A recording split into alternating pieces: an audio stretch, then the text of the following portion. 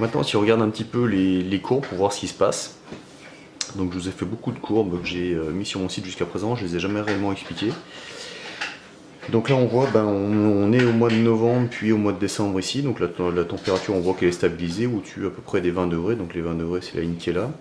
La ligne que j'ai mis en bleu en fait, donc c'est 19 degrés, donc c'est à partir de là où on aurait réellement une sensation de froid en fait dans la maison. Donc on voit qu'on est stabilisé autour de ces 20 degrés et demi, 21 même par moment.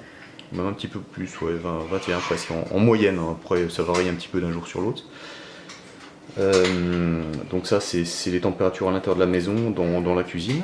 Ça c'est les températures à l'extérieur, alors c'est les températures à l'extérieur mais de Mâcon, donc généralement qui sont un petit peu plus chaudes que chez nous. Enfin, c'est pas tout à fait le même climat, on n'est pas tout à fait à Mâcon, hein, on est à Blanzy. Mais ça fait un point de repère, disons que depuis plusieurs années je peux avoir ces données facilement.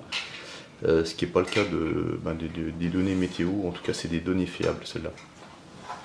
D'un point de vue conso, donc on voit donc toute cette période ici, donc température on va dire moyenne, il y a eu plusieurs épisodes de neige, donc la température est bien descendue.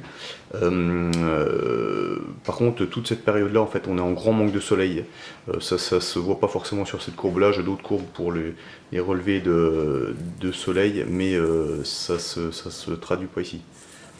Par contre ce qu'on va voir ici, donc depuis le début de cet hiver j'ai mis des compteurs en fait pour regarder un petit peu mieux mes consos.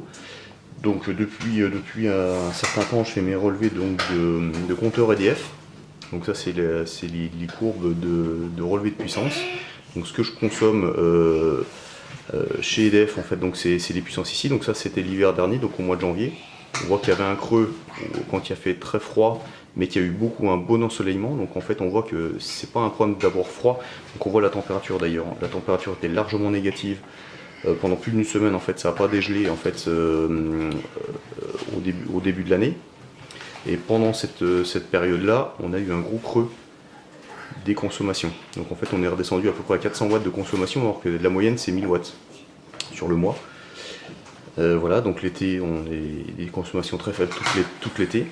Et ensuite en hiver, à partir du mois de novembre, on commence de reconsommer. Et là on est en gros manque de soleil, donc on voit qu'on a besoin à peu près un petit peu en dessous de 1000 watts de consommation. Donc sachant que ça c'est la consommation totale au niveau de la maison. Et le sèche-serviette en fait lui fournit le complément de ce que nous on ne consomme pas. C'est-à-dire que le sèche-serviette, on voit qu'en moyenne là il consomme à peu près 500 watts en ce moment. Parce qu'on n'arrive pas à les consommer en fait avec tous les appareils habituels, donc les télés, le four, le lave-vaisselle, enfin tous les appareils électroménagers en fait vont consommer de l'énergie, donc du coup vont chauffer naturellement. On voit que ça fait la moitié de ce qui est nécessaire. Si jamais il y avait un ensoleillement normal, je pense que enfin c'est même sûr, la consommation du sèche-serviette baisserait drastiquement parce qu'on aurait moins besoin de chauffer la maison. Et il y aurait presque plus besoin de sèche-serviette. Donc là on est en manque drastique de soleil, donc du coup le complément se fait par le sèche-serviette. Mais on voit qu'on est largement en dessous des capacités du sèche-serviette qui lui pourrait fournir jusqu'à 1000 watts, et il nous fournit environ 500 watts en moyenne.